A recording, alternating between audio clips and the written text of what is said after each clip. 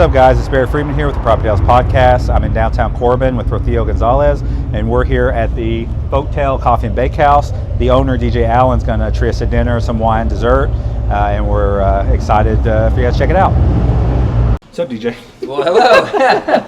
So, I appreciate you doing this. Yeah, happy to do it. So, what's the name of the restaurant? So we're Folktale Coffee and Bakehouse.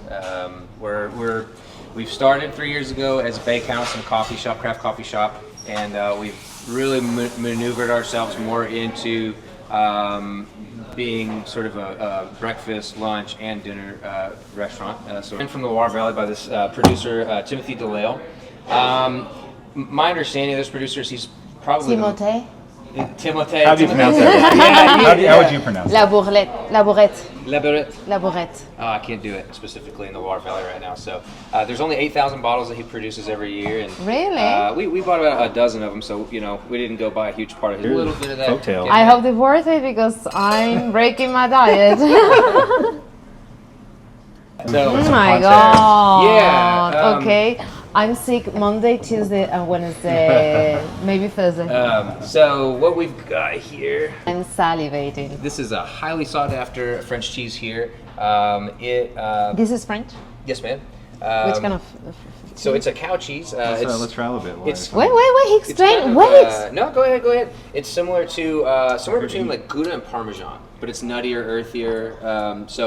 It's incredible. I have never ever seen it, an orange cheese. It's 18 months old, so it's got the little age crystals in it, so it's almost got some texture. Our charcuterie board. But you can get a 5, for instance, which would be a much bigger board. Okay, start to look for a babysit. No, you're going to babysit my kids, and I'm coming next week for my husband. You want to try some cheese? I will. Otherwise, it's going to be a 2-hour podcast. So we've got prosciutto over here, specs more specifically.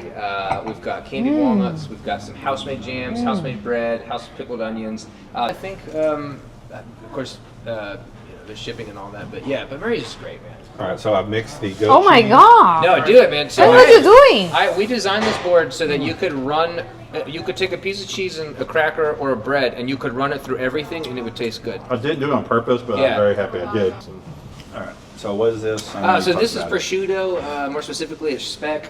It's not something. So we don't. It's not something What we make in house, are but you doing? we shave it in house. Experimenting. It's good. Are you No, eight? do it with the mustard and the pickled red onion. It's very good. Really? Oh yeah, for sure, 100%. Okay, Yeah, because there's the bitterness from the mustard, and then the acidity. You got sweetness He in put there. jelly there. No, it's gonna be good. I promise. No, you don't put jelly with ham. It's like I feel like I'm a kid in a candy store. Yeah. It's like Looks like I right there got it. So it's this is going to be a little more rustic than your traditional or what you would see as a beef bourguignon if you were like out at a nice restaurant, but more in line with what you might see if you're in the country and like somebody's family made it. So you guys are saying beef bourguignon? Bourguignon. Yeah, what is it? So beef bourguignon is just loads and loads and loads of alcohol reduced over time with beef brisket or some sort of beef, and then we we make a couple changes simply to make it a heartier dish. We add fingerling potatoes and some herbs, but basically it takes what otherwise often are rough cuts of meat and then simmers it in mostly red wine. We use some cognac and a decent amount of bourbon, but and then you just kind of reduce it and let it simmer all day. And It is very good. With the bread, with the meat. I wouldn't have known what it is. That's what we've seen is that people go, "What is that?" And then they go, "Oh, this is fancy pot roast." I don't even know what you guys were talking about the last 5 minutes. Yeah, I swear to God, you blacked out again. Yeah, I was just making sure that. I tried to dial it down so that you weren't like in a coma when you were. Can I have some more wine? I just told him whenever he's ready. So. Yeah. But before you do the certificate, what you study kind of gastronomy? Do you want to top off? Or you good? Yeah, I'd love one. Thank you. You talking about the W certification? Yeah, I mean, how did you come to? Because this concept of restaurant is very specific, particular, and not common here. Yeah. So while I think it's not common here, and maybe you agree, I think it is more common in Europe. It's something that we saw a lot more when we were in Paris, or even we were in Scotland a few years back, and it was something that we saw there. Matter of fact, we went into a little coffee shop in Edinburgh that was on campus, and they were like, we have a 7-foot range hood, so I joke around that we have a food truck basically. And they had a 7-foot range hood, and 2 dudes turning out some amazing food. Everything made from scratch, farm to table, and we can make it from scratch. So go and see somewhere else. It's not also get inspiration, but also tell you that you don't have any excuse to try harder and better, right? Well, in a little town like Corbin, you know, and I mean this with no condescension to our area. This is what this area has built us, but you know, it's easy to feel sorry for yourself when you are offering things that are kind of weird to the area. But then you go to these other places and see how exceptionally well they're doing in their own context, and it's like, why wouldn't we want to offer the best food that we could possibly offer, even if people don't know what beef bourguignon is when they come in, you know? And again, we have such a wonderful group of people that they've given us permission to serve them something they maybe weren't comfortable with, and then they liked and try it, and now they get like the fancy it. pot roast. Yeah.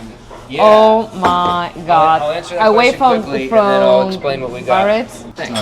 What's the approach here? So we've got a this is a brownie that we've served since day one. It's a espresso based brownie actually. It's not actually going to have enough espresso to like keep you up. The chocolate has more caffeine. A specific type of coffee that imparts a lot of flavor here. This is a French custard. You know, it's thicker than like than a lot of custards would be, but it's just a very nice French custard that's been whipped, shaved nutmeg, candied pecans, and raspberries. I'm going to start with this I'm one. going to take this one. We serve this all the time. And we'll trade. And we serve this at Okay, because I want to start with this one and then we trade. Yes. Okay. This, look at like this right here. Like how fudgy. It's very fudgy. We like a runny brownie. Me too. And I think the red wine will pair well with both of these. We've got raspberries, fresh fruit notes here, dark chocolate, red fruit here. I think it'll do well. I'm in heaven. I love it. Well, we're biased already because we come here twice a week.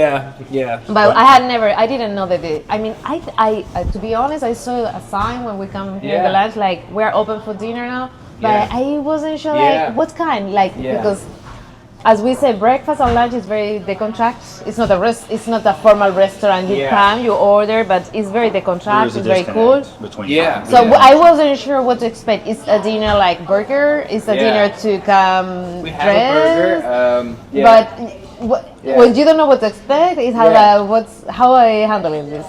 You know, I think part of that is because we learned when we did breakfast and lunch that if we launched those programs before we had them fully worked out, and we did on both of those, that you just get pummeled with lines out the door and you're not ready for it. So we didn't do, as we were talking about before, we didn't do any advertising leading up to this. We kind of, I wouldn't say we kept it a secret. That's definitely not true. We told a lot of people about it, but we didn't. We didn't make a big effort in marketing, right? We agree. Yes. Oh, 100%. I'm out of because it's the place I come more often in all Corbin. Right, so we don't have our hours on the door yet. Yeah. We're gonna change the window decal hopefully this week, but we wanted to give ourselves a few weeks to work out the kinks, and we knew that there would be kinks. Like you know, it's like riding a bicycle. Very humble. You're gonna fall a couple times, and we wanted to do it without all the eyes. They are like salty, and it's amazing. Thank you, Rocio. Which one did you use? I use this one. Okay. Like it. It's just you guys are very kind. I really appreciate that. No, really. Thank you so much to give us the opportunity. This came together really fast too. I just cornered him like a week ago. Well, what? When I told you that we should do a special here. My crew is really used to me throwing wrenches and things. They both resent me for it and put up with it. So they're very. They weren't very happy. No, they're fine with it. But when you make everything from scratch and it's all made to order, anything that you do that's like out of the normal is like. It's chaos, you know. For right now, that means that on Fridays and Saturdays, from 4 o'clock to 9 o'clock, we're serving from scratch dinner. Everything's made to order with this wine that we've of course tried here, the desserts that you've seen here, along with a host of other wines, cocktails. You have cocktails? Cocktails as well. And I thought I saw a full bar. Yeah, there's a full bar. And local. We've got a couple of different local beers right now. We have a very small setup for that. But for Fridays and Saturdays, 4 o'clock to 9 o'clock, come see us. We're going to scream about it. Yeah, awesome. Appreciate that. All right, man. Well, I really appreciate you letting us in your restaurant. You know, Rocio, thank you for letting me drag you out here. I'll cut this part. But. You don't have to. Yeah, I'm just kidding. No, thank you so much. Congratulations what it's a you're doing pleasure. in our little town. Yeah, we're it's a very pleasure lucky to do to it. have All you right. here. Really, Thank you. Appreciate This has been another episode of the PropertyTales podcast. We've been here at Folktale. Appreciate DJ Allen for hosting us, and we'll see you next time. Awesome. Thanks, guys. Appreciate it. That was awesome. Thank you so much. We got a lot of cool DJ stuff. is Thanks, your guys. name, or is because of DJ? Yeah. DJ? DJ. My name's David, but I went by DJ since I was